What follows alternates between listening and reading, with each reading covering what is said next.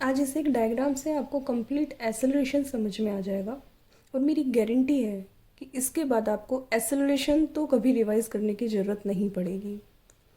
लेकिन इसके लिए आप वीडियो ध्यान से देखना। तो स्टार्ट करते हैं। इस डायग्राम में आपको 3 केस दिखाई दे रहे हैं। पहले केस में ये गाड़ी रोड पर चल रही है। इसमें इसकी ये 3 एरो आगे की ओर दिखा रहे हैं कि इसकी स्पीड बढ़ रही है। इसकी स्पीड मान लो अभी 60 है तो इसकी स्पीड बढ़ रही है, 80 हो गई मान लो, तो स्पीड बढ़ रही है और स्ट्रेट लाइन में जा रही है।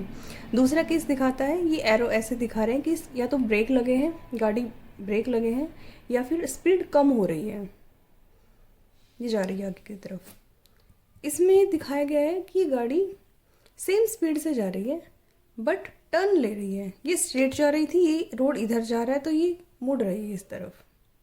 तो तीनों में एक्सेलरेशन है और सिर्फ ये 3 ही केस बनते हैं एक्सेलरेशन के, ये आप समझ लीजिए। तो उसके लिए, ये समझने के लिए पहले हम देखते हैं एक्सेलरेशन क्या होता है, बेसिक हम देखते हैं। तो आपको ज़्यादा डेफिनेशन वगैरह ज़्यादा ताम झाम में पढ़ने की ज़रूरत नहीं है। आप सिर्फ इतना समझेंगे कि एक्सेलरेशन होता है velocity change with time. Time के साथ वेलोसिटी चेंज हो रही है और वेलोसिटी क्या होती है? Speed plus direction. हम पिछले लेक्चर में वेलोसिटी को डिटेल में कर चुके हैं।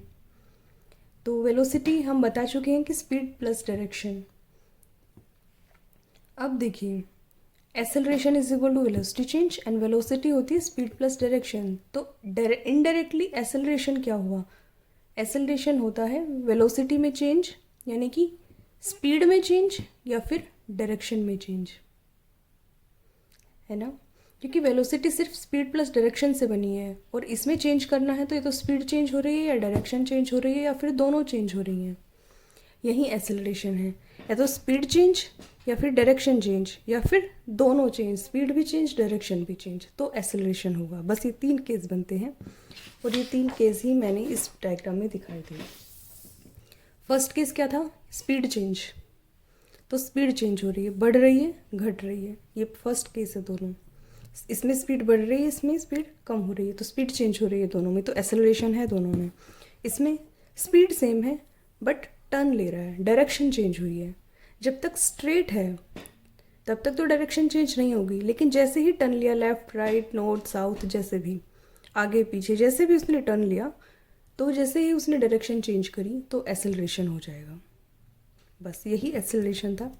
तो आपको अगर ध्यान देना हो, अगर सिर्फ याद रखना है, रिवाइज नहीं करना, तो आप बस इतना रखिए, ध्यान रखिए, एक्सेलरेशन में या तो स्पीड चेंज होगी या फिर डायरेक्शन चेंज होगी या फिर दोनों चेंज होगी। Thank you.